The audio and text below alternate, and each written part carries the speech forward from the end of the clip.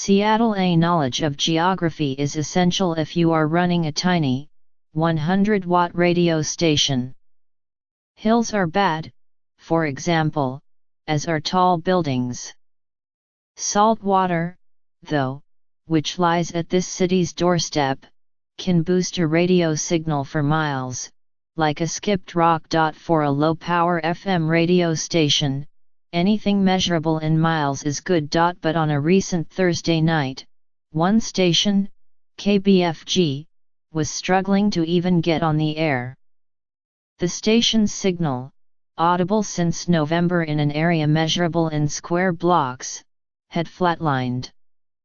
The Ballard High School basketball team was about to take the court and the live play-by-play was in doubt. "We're bootstrapping it," said Eric Moose, a physics and astronomy teacher. Headphones were slung around his neck, and a mop of unruly gray hair came further undone as he leaned into his laptop trying to fix a software glitch. But Mr. Moose, 60, one of KBFG's founders, admitted that the stakes for failure were relatively low. "Almost nobody knows that we exist," he said. "Low-power non-profit FM stations are the still, small voices of media. They whisper out from basements and attics, and from minuscule studios and on-the-fly live broadcasts like KBFG's. They have traditionally been rural and often run by churches. Many date to the early 2000s, when the first surge of federal licenses were issued. But in the last year, a diverse new wave of stations has arrived in urban America, cranking up in cities from Miami to the Twin Cities in Minnesota, and especially here in the Northwest, where 6 community stations began to broadcast in Seattle. At least 4 more have started in Portland. Some are trying to become neighborhood bulletin boards, or voices of the counterculture or social justice. Alternative is the word that unites them. It's an unprecedented time in our radio history when we have so many stations getting on the air at the same time," said Jennifer Waits, the social media director at Radio Survivor, a group in San Francisco that tracks and advocates for non-commercial radio. Low-power FM stations can typically be heard for about 3.5 miles if a bigger station or obstacle does not block the signal.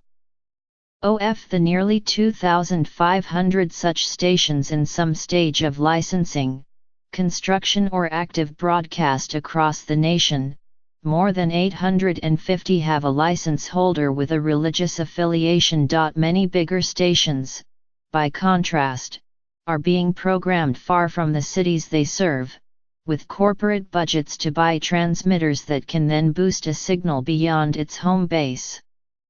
The low-power licenses are exclusively local, restricted to non-profit groups that might have a civic cause, the South Philadelphia Rainbow Committee, for example, or were formed solely for the sake of a station and the dreams that fuel its existence. Washington has the second highest concentration of them among the nation's 15 most populous states, with 68 stations for 7.4 million people, according to the Federal Communications Commission, second only to Florida.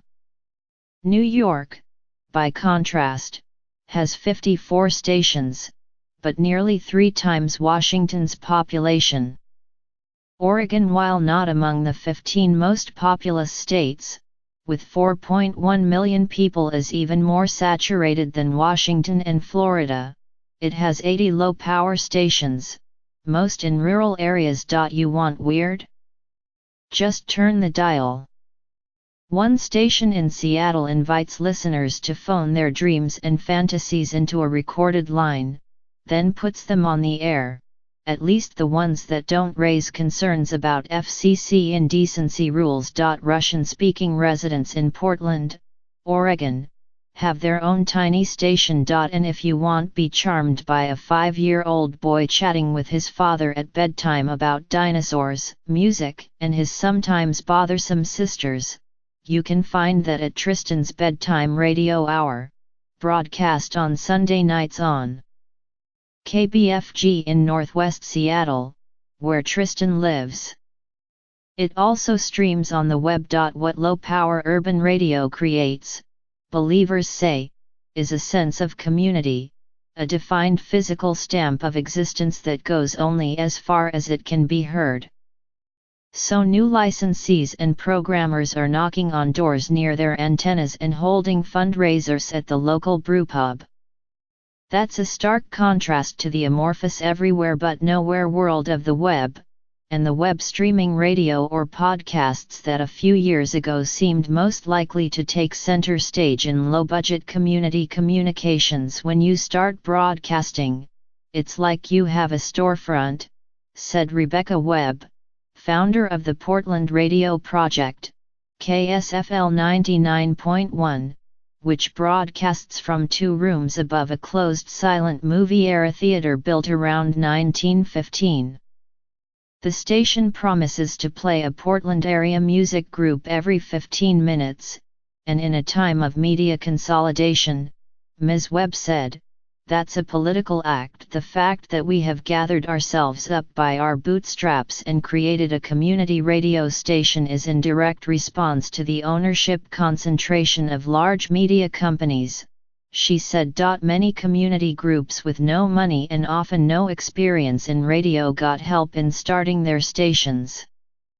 A Seattle-based event ticketing company with a social mission in working with non-profits allowed a staff organizer, Sabrina Roach, to help people manage the FCC process with seminars, training, and advice. In Oregon and California, a group called Common Frequency jumped in, especially in rural regions, helping people get licenses as they came available.